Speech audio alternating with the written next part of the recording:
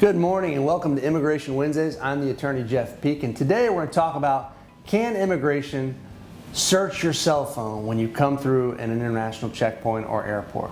Great question. Most of you guys are aware of the Fourth Amendment, or at one point in time have heard of it, about your rights protecting you against unreasonable searches and seizures from the government. And the actual word of the Fourth Amendment says the right of the people to be secure in their persons, houses, papers, and effects against unreasonable searches and seizures. It's kind of interesting that they chose those words because it's almost 300 years ago that they wrote those words, but they were wise enough to put in not just in yourself or your house, but also your papers and effects. Well, there's an important Supreme Court case came out in 2014, Riley v. California, that basically said, for the first time ever, protected a person when they had their cell phone and they were arrested by a police officer, that officer couldn't then go into that cell phone and just check everything just because they had the cell phone on them. There's two notable exceptions to the Fourth Amendment, and this is where Riley came into play. The first exception is searches incident to arrest, meaning you've been arrested, the cop's handcuffing you. Maybe, let's say, a perfect example is driving while intoxicated. At that point, he's going to pat you down, right? He's doing that for his safety, for your safety, to make sure there's no contraband, make sure there's no weapons. And a lot of times you see cases come out of these cases where they find drugs in the pocket, or they may find an illegal knife or something along those lines. But what happens when they find a cell phone in the pocket? Well, at that point, historically, before Riley, cops have been sometimes, no, I'm going to check to see what cell phone, maybe you have made calls, especially when the feds or the authorities were looking at people for potential trafficking. The cell phone was a vital piece of information. They could tell other numbers that they'd called and that kind of thing. But Riley basically said, no, if you really have that kind of suspicion, you better go get a warrant and show it. So it took away the ability to search a cell phone from that exception of the Fourth Amendment. And the other exception that you probably have been under many times, just didn't realize, is anytime you're coming through the airports or across bridges or checkpoints or ports of entry to the United States after international travel. You're subjecting yourself to revision at that point. You don't have the right to say, oh, you can't search my luggage, that's my personal effects. They have a right to search it. You're going through customs, and so that's one of the exceptions. So what they're trying to do is carve out and say, is a cell phone included in that? And right up to this point, let me tell you, immigration officers and customs officials are able to search those cell phones when you come in. And that can be very disturbing. And it was to a citizen named George Anabawe, who came in through Dallas-Fort Worth here recently. And he's a naturalized U.S. citizen. He's actually a lawyer. And upon coming through, they wanted to search his cell phone. Well, that really bothered this lawyer because, first of all, just the privacy violation, but also because he was actually representing clients who are suing the federal government for very different things. And he had information potentially on his phone revolving those cases and communications. So then you have another level about attorney-client protected communication. So he is currently with a lawsuit pending that's in the Fifth Circuit, on appeal to the Fifth Circuit right now. And it's interesting to know that this topic has already been meted out by a couple of circuit courts here in the country. You have the 11th Circuit that basically found that they felt it was constitutional at border checkpoints that border officers could indeed review your cell phone without a warrant. You have the 9th Circuit which said, well, we're going to say they at least have to have reasonable suspicion. They can't just review it for anybody. They better have something.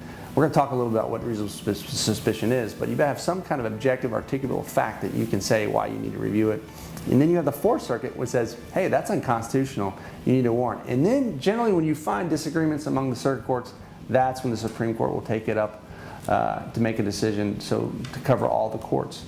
But right now they haven't done that, so we now have various circuit courts who have disagreements about the standard that should be used. And I don't know about you, but I always feel a little bit uncomfortable when they lower the standard, right? Of course, the government's trying to say, hey, we shouldn't even have to prove a standard. It's an exception to the Fourth Amendment. But listen to the language that reasonable suspicion used in the 9th Circuit. They said, in context of a border search, they said reasonable suspicion means that the facts known to the custom officer at the time of the search, combined with the officer's reasonable inferences from those facts, that provides the officer with a particularized or objective basis for suspecting that the search will reveal contraband. Okay? And then they go on to say, to form that basis for reasonable suspicion, a custom officer may rely on his training or his experience, may rely on other innocent factors, But if the totality of the circumstances provide the officer with reasonable suspicion, they can go ahead and look and they don't need a warrant.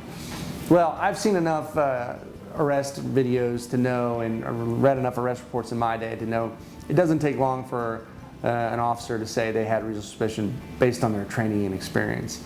And there's all sorts of factors, innocent and otherwise, that they will name to say that got them the level of reasonable suspicion. So my point in saying that reasonable suspicion is not a very high hurdle to overcome for most police officers, and very, very, very common for courts to uphold whatever minimal level of suspicion the officers had to say, oh yeah, they were justified in searching. So, you know, as somebody who greatly values his Fourth Amendment right and values yours as well, I hope that Fifth Circuit comes back and says, you know what, we don't feel comfortable authorizing full-on searches of people's papers and effects that exist in these cell phones that are no longer just phones, right? These are basically our lives. We carry everything in here. So much information, bank information, personal communications, social security numbers, everything that's, you know, whether through applications that we use or just the software or downloads that we have in here, it requires more. I think we should honor what the Supreme Court found in Riley and say, we've got to take away that exception, even at the border checkpoints, to cell phones, because it's too powerful. Otherwise, we're going to find a situation where people don't even want to travel with their cell phones.